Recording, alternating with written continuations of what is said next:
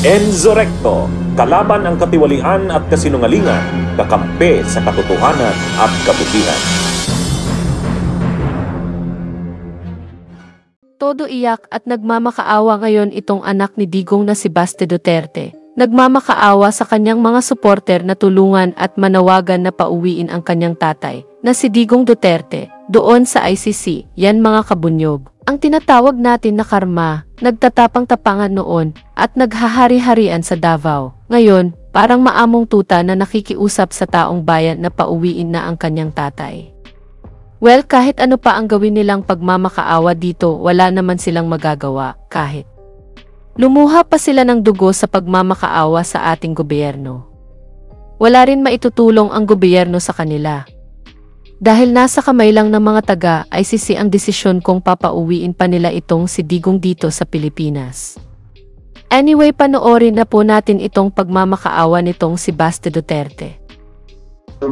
Sa buwasan limitasyon na sumusuporta sa tatay ko na binigay sa Taiwan at pinatala sa Netherlands doon sa ICC. Yung administrasyon natin. Magandang araw sa inyo.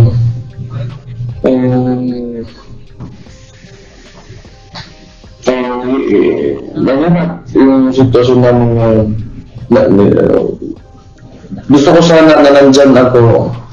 Yun nga lang, may binabantayan ako ng syudad itong bago dahil ako ang alkalde dito ngayon, so hindi ako nakapunta. At medyo pakiramdam ko may gagawin sila dito sa lugar, kaya hindi muna ako nakapunta dyan sa ayaw na hindi ko kayo makikita at makakausap ng personal. Pero gusto ko magpasalamat sa lahat ng ginagawa niyo para sa tatay ko. Gusto namin siyang makita kabalik ng Davao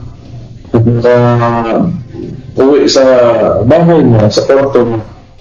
Wala namang ibang gusto yung tatay ko kasi mag-birthday na ngayon 28, 80 anyos na. Yung gusto lang talaga namin sana na bumalik na nandyan pa, hindi, yung humihinga pa. Kung may kasalanan man talaga siya, sana naman talaga. Dahil Pilipino naman tayong lahat, dito na lang sana yun, sa mga korte natin, posbahan yung tatay ko. Yung masakit doon, hindi na namin nakikita ngayon. Kung magbibisita kami, pupunta ba kaming ibang bansa, kahirapan.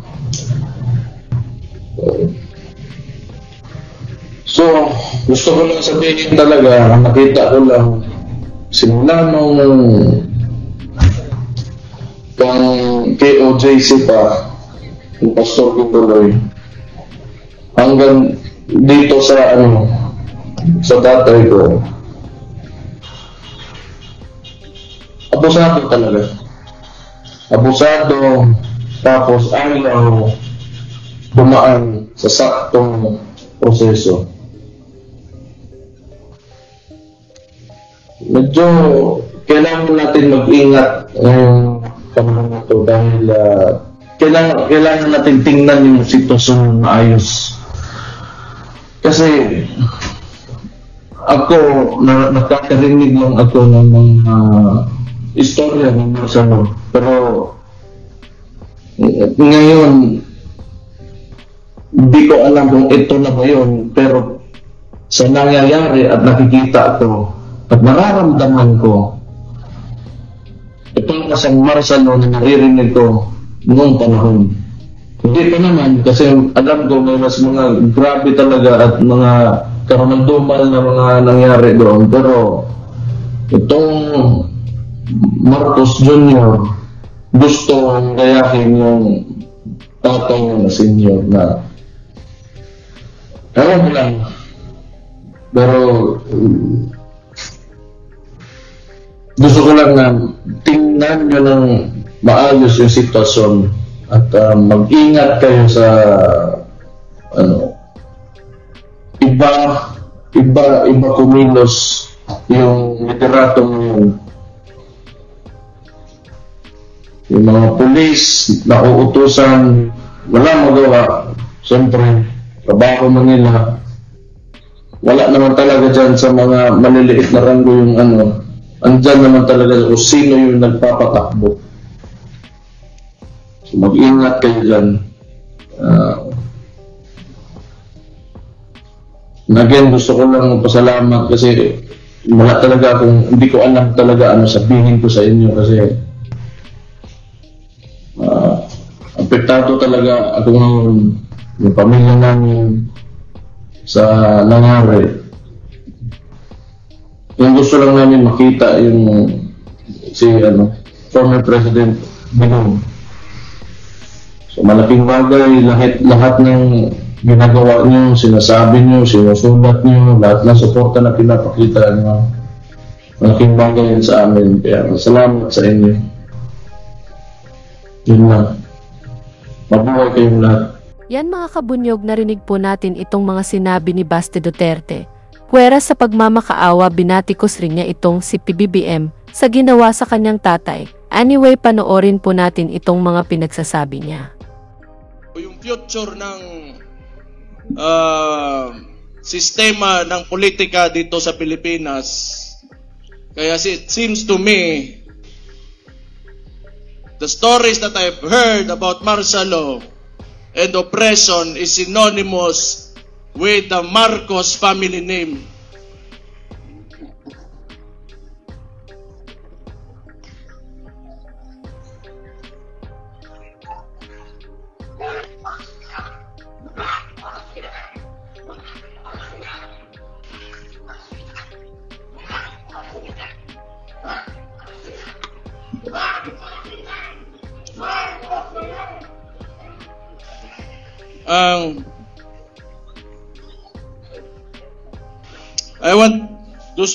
I will take this opportunity to tell Mr. Marcos how I feel about him.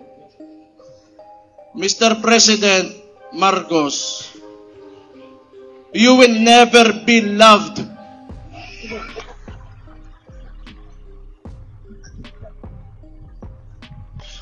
Especially to us who are calling out Rudy Duterte's name, you will never be loved, Mr. Marcos.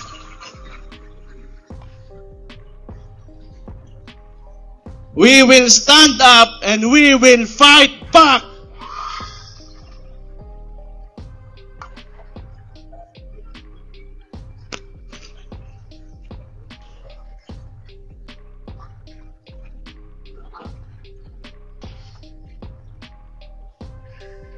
Administrasyon ni Marcos o si Bongbong Marcos mismo, binigay niya sa ICC, murag wala lang, ing ato na lang, murag walay nahimo ang atong pinalanggang amahan diri sa Tundak Bayan. Kibaw mo, di ko matingala gyud, tinuod lang. Di ko matingala. Nganong ingon ani karon? Kay because Rudy Duterte stood up for every tanang mga traditional politicians di nila gusto nga kausaban aning nasura ni. Una, along aning with Marcos o kani mga uban dering mga bagagnaw ng mga politiko. Di nila gusto nga naa ng Rudy Duterte diha kay mabulilyaso ang ilang mga dola sa gobyerno.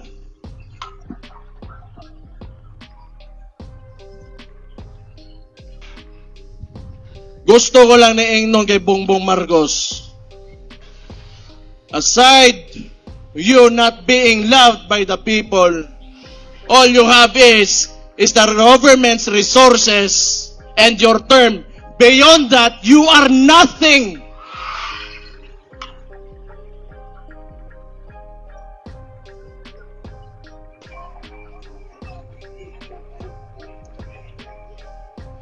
Kalimot uroy ang kita'y nagtapang sa iya makalingkod sa diha karon sa ginalingkuran.